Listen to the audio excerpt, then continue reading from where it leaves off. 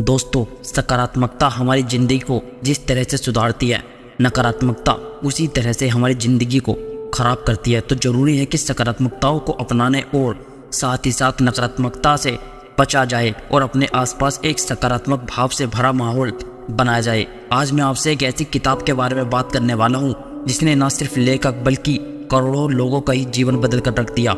जी हाँ, वो किताब है गुड वाइब्स गुड लाइफ, एक ऐसी सेल्फ हेल्प बुक जिसमें लेखक ने बहुत महत्वपूर्ण चीज़ों की बात की है, जैसे self love, law of attractions, subconscious mind, humility, meditations, मजबूती देने वाले विचार और एक महान जीवन जीना। जब लेखक एक छात्र थे तो उनके परिवार के पास बहुत कम पैसे थे, इसलिए जब दोस्त ने उन्हें हॉलिडे पर आने के लिए कहा तो उन्हें पता था कि वो इसे अफोर्ड नहीं कर सकते। लेकिन फिर कुछ हफ्ते बाद उन्होंने लगभग $650 का एक चेक मिला, लगभग उतना ही जितना लेखक को चाहिए था। इसके पीछे क्या हो सकता है? लेखक का मानना था कि ये सब लॉ ऑफ अट्रैक्शन के कारण हुआ। दोस्तों, अगर आप मानते हैं कि कुछ अच्छा होगा तो उसकी संभावना बनती है कि ऐसा ही हो।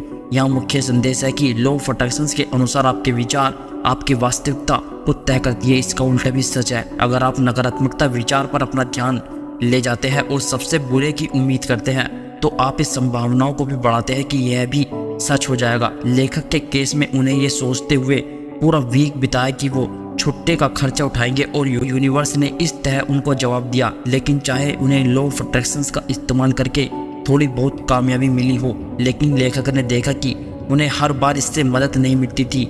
ऐसा क्यों? उन्होंने महसूस किया कि चाहे वो सोच रहे थे लेकिन उनके विचार नेगेटिविटी के साथ आ रहे थे और इस कॉम्बिनेशंस ने उन्हें और कंफ्यूज कर दिया। इस मुद्दे से निपटने के लिए वो खुद के एक नए लॉ के साथ आए जिसे उन्होंने लॉ ऑफ वाइब्रेशंस कहा। इसके अनुसार जब आप रोमांचक होकर एनर्जी रिसीव कर रहे होते हैं तो आपकी रियलिटी भी पॉजिटिविटी के साथ चार्ज हो जाती है और आप चीज़ों को अट्रैक्ट करते हैं। ये चीज़ मुश्किल लग सकती है लेकिन ये रियल साइंस पर आधारित है। इस बात के बारे में समझे कि यूनिवर्स में सब कुछ, जिसमें हमारा दिमाग भी शामिल है, वो एटम से बना है जो कि वाइब्रेट करते हैं। ये इस तरह है कि हमारे थॉट और फीलिंग समेत बाकी सब कुछ भी वाइब्रेट होना चाहिए। लेखक का मानना है कि रोमांचित होने और प्यार से भरी भावनाओं में एक हाई फ्रीक्वेंसी होती है, जबकि गुस्से और उदासी से भरी फीलिंग कम फ्रीक्वेंसी पैदा करती है।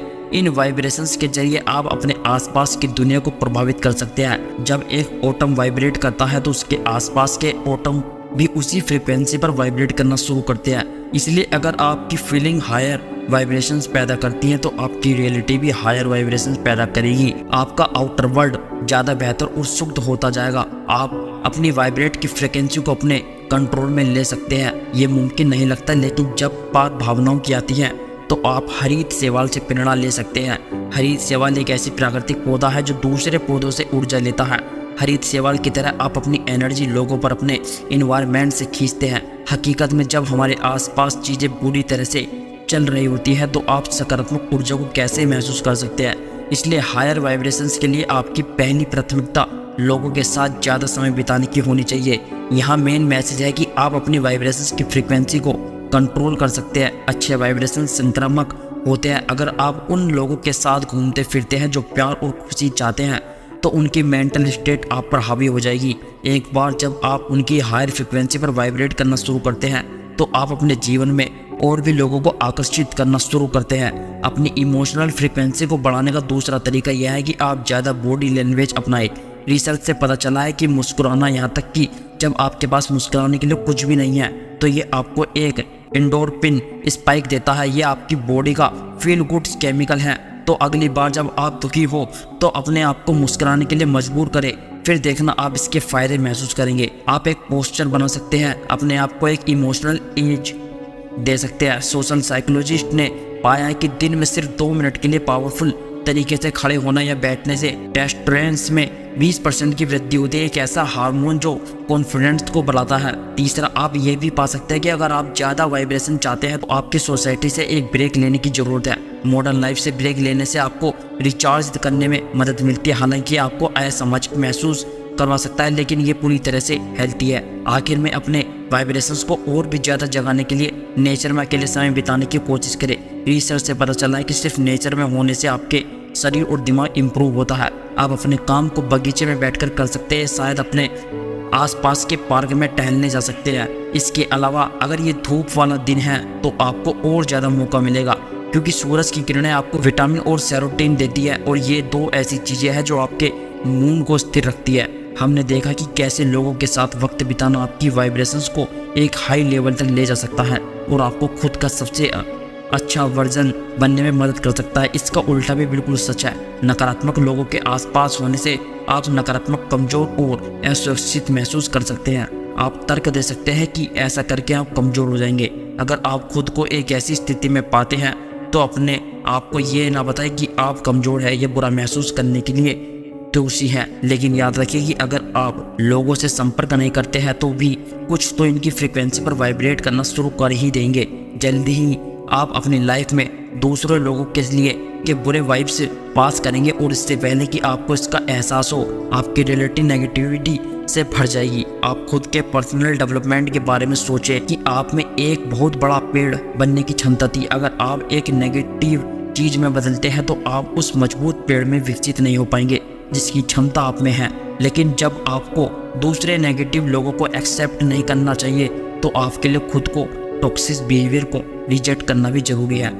जब हम लाइन से बाहर हो जाते हैं तो अक्सर हम हमारे काम को इस तरह जस्टिफाई करते हैं कि हम बुरे मूड में या परेशान थे। हम मानते हैं कि हमारे आसपास के सभी लोग ठीक कर रहे हैं और इसे हमें बुरा लगता है। बात यह है कि आप कभी भी नहीं जानते कि दूसरे लोग क्या कर रहे हैं और जब आप अपनी फीलिंग को अपने फ्रेंड्स और रिलेटिव को दिखाना शुरू करते हैं तो आप उन्हें असलियत में नुकसान पहुंचा रहे होते हैं। अक्सर जब कोई हम पर उनकी फीलिंग को हर्ट करने का आरोप लगाता है तो हम उन्हें बताते हैं कि हमने जो कहा है, ये किया है, वो बुरा नहीं है। हम जिम्मेदारी लेने से बचते हैं और हम उन्हें ही दोषी मानते हैं कि उन्होंने हमारे बर्ताव को गलत ही लिया। जबकि सच तो यह है कि हमें दूसरे लोगों को ये बताने का कोई हक नहीं कि उनकी फीलिंग वैलिड है या नहीं। अगर आपने किसी को चोट पहुंचाई है तो उसे एक्सेप्ट करें। जिम्मेदारी लेना सेल्फ लव का एक हिस्सा है। आप खुद को ये मैसेज दे रहे होते हैं कि आप नकारात्मकता से बेहतर है, चाहे वो आपके व्यवहार से हो या आपकी ज़िंदगी में किसी और की वजह से हो। अगर कोई आपसे कहे कि 5 चीज़ें की एक लिस्ट बनाए जिनसे आप प्यार करते हैं, क्या आप खुद को उन 5 चीज़ों में शामिल करेंगे? अफसोस की बात है कि हम में से कोई ऐसा नहीं होगा। ऐसा इसलिए है क्योंकि हमारा समाज सेल्फ लव की कमी फेस करता है। आज की दुनिया में अक्सर ऐसे लोगों के साथ वक्त बिताते हैं जिनके बारे में लोगों को लगता है कि हमें समय निकालना चाहिए, चाहे वो हमें पसंद हो या ना हो, चाहे वो हमें सम्मान दे या ना दे। लेकिन हम कभी खुद से ये नहीं पूछते कि क्या हम खुद से प्यार करते हैं, खुद की इज्जत करते हैं। ये एक समस्या है क्योंकि सच्ची खुशी और संतुष्टि खुद को बिना शर्त के प्यार करने से आती है और ये परवाह ना करना कि दूसरे आपके बारे में क्या सोचते हैं या क्या महसूस करते हैं। यहाँ मेन मैसेज यह है कि अपने आप को सुरक्षित बनाने के लिए प्यार करें। असुरक्षा एक खतरनाक चीज़ है और ये आपके रिश्ते को भी इम्पैक्ट कर सकती है। सेल्फ लव का एक हिस्सा खुद के शरीर को स्वीकार करना है, जो कि आसान नहीं है, वो भी तब जब तक आप पर सोशल मीडिया पर मॉडल और मशहूर लोगों की फोटोज की भरमार हो रही हो। ये फोटो कंपैरिजन को बढ़ावा देते हैं और आप खुद को कम महसूस करते हैं और चाहे ऐसा लगे कि ये खूबसूरत लोग बाकी लोगों की तुलना में ज़्यादा खुश है, लेकिन अक्सर ये लोग सेल्फ डब की फीलिंग से स्ट्रगल करते हुए दिख जाते हैं। लेखक ने एक बार एक सोशल मीडिया इन्फ्लुएंसर से बात की। उन्होंने कहा वो प्लास्टिक सर्जरी करवाने का स्ट्रेस फील करती है। बाद में लेखक ने अपनी फीमेल फॉलोअर्स की बात की। वो अपने खुद के लुक्स को लेकर इनसिक्योर महसूस करती थी और यकीन करती थी कि वो वाकई में अपनी फोटोज की तरह दिख सके तो उसकी लाइफ बहुत बेहतर हो जाएगी। ये चीज़ें सदियों से चली आ रही है और कहा भी जाता है कि बाहर जो है वो ज़्यादा जरूरी नहीं। जो बात मैंने रखी है वो तुम्हारे पास सेल्फ लव का एक सॉलिड फाउंडेशन हो ताकि आप अपने को उसी तरह स्वीकार कर सके जैसे आप हैं। जीवन में या तो आप खुशी के बीज बो सकते हैं या ना खुशी की उम्र चुन सकते हैं। अपने आप से प्यार करना सीखना कि सब ठीक है और अच्छा है, लेकिन एक ऐसे मुकाम पर पहुंचने के लिए जहां आप अपनी ज़िंदगी बदल सकते हैं, आपको ये समझने की ज़रूरत है कि आपके पास वास्तव में 2 दिमाग है। आपका पहला माइंड कॉन्शियस है, ये सभी विचार, भावना और जानकारी को रखता है जिनके आप जागरूक हैं। हमारा दूसरा माइंड सबकॉन्शियस माइंड है, ये सभी मान्यता को रखता है जो सरफेस के नीचे आते हैं। अपने दिमाग को एक बगीचे की तरह इमेजिन करें। जो आपका सबकॉन्शियस माइंड मिट्टी की तरह काम करता है जो सतह के नीचे दबा है लेकिन बहुत ज़रूरी है। अगर ये मिट्टी सही नहीं है तो पैदा होने वाला प्लांट भी बेहतर नहीं होगा। मेन मैसेज यहाँ यही है कि जीवन में आप या तो खुशी के बीज बो सकते हैं या ना खुशी की ज़िंदगी चुन सकते हैं। आइए एक पल के लिए इमेजिन करते हैं कि आपके विश्वास आपके सबकॉन्शियस माइंड में जड़े जमा लेता है। आपके पास या तो अच्छी वैल्यूज है या फिर बुरी, जो बदले में आपके लिए या तो एक खुशहाल बगीचे को बनाएगी या फिर एक जहरीले बगीचे को। अपनी रियलिटी को बदलने के लिए आपको खराब बीज को बाहर निकालने की जरूरत है। अपने विश्वास के बारे में सोचो और खुद से पूछे कि वो कहाँ से आए हैं। जब लेखक ने अपने खुद के विश्वास तंत्र को जांचा है तो उन्होंने पाया कि लोग एक सर्टेन तरह से जीवन जीने के लिए प्रोग्राम हैं। कुछ ही लोग नसीब वाले हैं जो सफल जीवन जी पाएंगे, बाकी ज़्यादातर लोग खराब किस्मत वाले हैं और उनके जीवन में प्रॉब्लम आने वाली है। लेखक का कहना है कि जीवन में आपका रास्ता बदला नहीं जा सकता, लेकिन जब लेखक ने अपने विश्वास में गंदगी को ढूंढा तो उन्होंने महसूस किया कि वो एक बच्चे के रूप में ये चीज़ें अपने अंदर फील करते हैं। नकारात्मक विश्वास ने लेखक को ये सोचने के लिए प्रेरित किया कि उसके बचपन के खराब होने का कारण उनकी ज़िंदगी हमेशा के लिए मुश्किल होगी, चाहे कुछ भी किया हो। लेकिन ये उनका सिर्फ एक पूर्वाग्रह था। अपनी खुद के विश्वास को देखते हुए खुद से पूछते हैं कि क्या हम सकारात्मकता हैं या नकारात्मकता। क्या वो अपने जीवन में सुधार करेंगे या आपको पीछे ही रखेंगे। नकारात्मक मान्यताओं को निकालने के लिए उन लोगों की तरफ देखें जिनकी शुरुआत मुश्किल रही लेकिन उन्होंने कुछ कर दिखाया। सकारात्मक विचार और विश्वास महत्वपूर्ण है, लेकिन आपकी रियलिटी तब तक नहीं बदलेगी जब तक आप उन पर काम न करें। बहुत से लोग हैं जो बहुत ज़्यादा कामयाब होना चाहते हैं, लेकिन कुछ कर पाना उनके लिए मुश्किल काम है। सकारात्मक कार्रवाई का मतलब है कड़ी मेहनत और समर्पण। इसका मतलब है कि उन दिनों में भी मेहनत करना जब आप बैठकर आराम करना चाहते हैं। कई लोग अपने गोल तक पहुंचने के लिए उन पर काम करने में फेल हो जाते हैं और फिर वो सोचते हैं कि उसकी सकारात्मकता उनको इनाम क्यों नहीं दे रही। वो खुद को बताते हैं कि उनके सपनों को हासिल करने के लिए बहुत सारी मुश्किलें हैं। उनके पास या तो वक्त नहीं है या पैसा नहीं है या एक्सपीरियंस नहीं है। जब ये चीज़ें उन्हें मिल जाएगी तब वो उस पर काम करना शुरू करेंगे। बात यह है कि आपको बस इतना करना है कि अपने लक्ष्य को प्राथमिकता पर रखिए और उस तक पहुंचने के लिए अपने आराम को छोड़ने के लिए तैयार रहिए। अगर आपको लगता है कि आप बस तैयार होने तक इंतज़ार करेंगे तो ये इंतज़ार बहुत लंबा भी जा सकता है। याद रखें, समय कभी भी परफेक्ट नहीं होता। आमतौर पर परफेक्ट समय कभी नहीं आता और अगर आप इसके लिए इंतज़ार करते रहेंगे तो हो सकता है कि आप अपना कीमती समय गंवा दें और बाद में पछतावे के अलावा कुछ न बचे। दोस्तों, जो सफल होते हैं और जो सफल नहीं होते उनके बीच अक्सर एक ही चीज़ का अंतर होता है।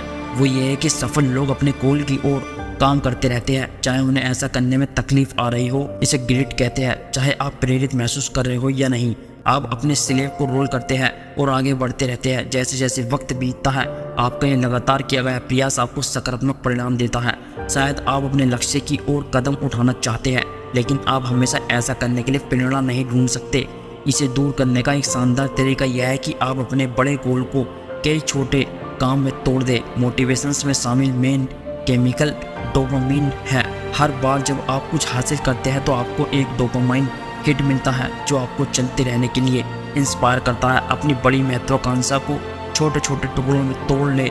जब जब आप उन छोटे गोल को तक पहुंचेंगे तब आपको डोपामाइन हिट मिलेगा और आप लगातार काम करते रहने के लिए प्रेरित रहेंगे। आप ये कंट्रोल नहीं कर सकते कि क्या होता है, लेकिन आप अपने रिएक्शंस को कंट्रोल कर सकते हैं।